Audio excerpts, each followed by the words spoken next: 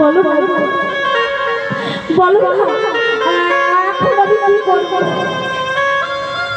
এই সামান্য চিরা ভোগে আমি কেমন করে আমার ভক্ত সেবা করব? কেমন করে আমি ভক্তের সেবা করব? এই বলে ভগবানের চরণ তলে অধর নয়নে কাঁদছে। ও মা, কাঁদতে কাঁদতে নিজের চোখের জল বক্ষ বন্ধ রাখছে।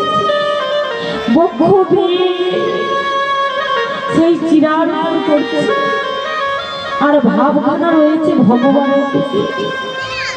কখন যে হাত নাড়তে নাড়তে চোখের জলে চিরাখানা মাথা হয়ে গেছে কেউ জানে না। ভগবানের কাছে প্রার্থনা করছে, আমি কেমন করে আর এদিকে ভগবান তার পথ দেখিয়ে দিয়েছে। ভক্তের চোখের জলে সেই চিরা মাথা হয়ে এবার ভগবানের নাম নিয়ে সেই চিরাখানা চারটি ভাগে ভাগ করেছে। একটা আমার প্রাণ গোবিন্দের জন্য, একটা ভক্তের জন্য, একটা সন্তানের জন্য, একটা নিজের জন্য। ও মায়ের একটু ভালো করে শুনবেন,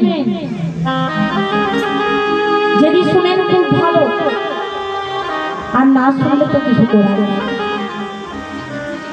দেখুন, ভক্ত হওয়া চারটিখানি ব্যাপার, চারটি ভাগে বিভক্ত করেছে। এবার ভগবানের সেবা লাগিয়ে দিয়ে একটি চিরের খণ্ড নিয়ে, একটি ভাগ নিয়ে দৌড়ে দৌড়ে যাচ্ছে বৈষ্ণবের কাছে। ঠাকুর ঠাকুর, আমি জানি আপনি বড় ক্ষুধার্ত, আমার বড্ড দেরি হয়ে গেল, আমার বড্ড বিলম্ব হয়ে গেল। ঠাকুর, আমায় ক্ষমা করে দিন, আমায় ক্ষমা করে দিন ঠাকুর। কৃপা করে আমাকে ক্ষমা করে এই প্রসাদখানা আপনি বহন করুন। আজ ভগবানের সেবার প্রসাদ ভগবান খাচ্ছেন, চিন্তা করুন। শাস্ত্র বলছে প্রসাদের উপর প্রসাদ নিবেদন হলে তবে সে প্রসাদ হয় মহাপ্রসাদ। মহাপ্রসাদ।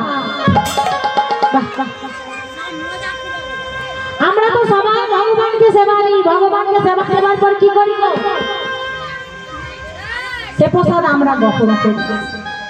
কিন্তু আজ ভগবানকে সেবা দেওয়া প্রসাদ ভগবান স্বয়ং খাচ্ছে ভক্ত রূপে। এবার ভক্তকে পরীক্ষা করবার জন্য নিজের মনকে বড্ড কঠোর করে নিলেন।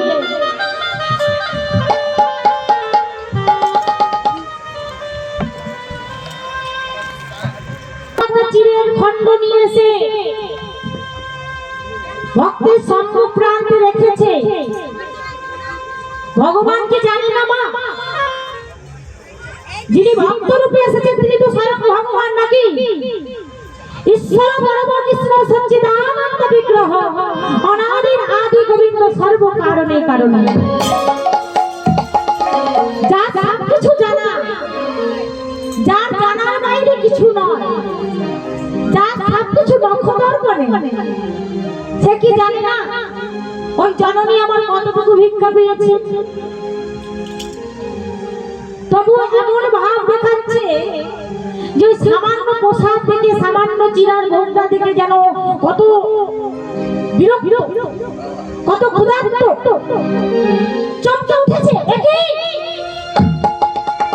এই সামান্য প্রসাদ, বলি ও জননী, এই সামান্য প্রসাদে তো আমার পেট ভরবে না। যাই হোক, তুমি যখন এত কষ্ট করে এনেছো তাহলে এই প্রসাদটা গ্রহণ করি।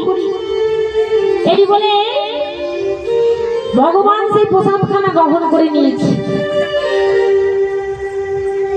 এবার ভগবান একটু ছলে বলে কৌশলে মাকে পরীক্ষা করবেন বলে একটু কঠোর হয়ে বলছে, ও মা, বলি এটুকুই ছিল? বলে কেন বাবা? বলে আমার যেন আরো একটু খিদা খিদা পাচ্ছে। আমার পেটে গেছে ঠিকই, কিন্তু পেটের এক কোণাতেই রয়ে গেছে, আমার তো উদরটা বন্ধ না। বলি যদি আর একটু পাওয়া যেত আর কি। জননী আমার মনে মনে ভাবছে আমার ভাগের অংশটা তো আছে। তাই বিলম্ব না করে বলছে ঠাকুর, বাবা ঠাকুর, আপনি কিছু মনে করবেন না, আপনি একটু অপেক্ষা করুন, আমি আপনার জন্য আর একটু বসাতে ব্যবস্থা করতেছি। এই মহিমা ভিতরে গিয়ে সেই মন্দির থেকে নিজের ভাগের সেই অংশটাও এনে দিয়েছে, নিজের ভাগের প্রসাদটাও এনে দিয়েছে। ভগবান আমার সেই প্রসাদটাকেও গ্রহণ করে নিয়েছে। এবার ভগবান অন্তর্যামী, তিনি তো জানবেন তেনার জানার বাইরে কিছু না। তিনি বুঝতে পারলেন যে আমার ভাগের প্রসাদ আর মায়ের ভাগের প্রসাদ হয়ে গেছে, এখনো দুটো খন্ড আছে, সন্তান আর আমার অচল মুখে থাকা ওই গোবিন্দের প্রসাদ। তাই ভগবানকে ছলনা করে বলছে, জয় রাধে, মায়ের কাছে ছলনা করে বলছে ও মা,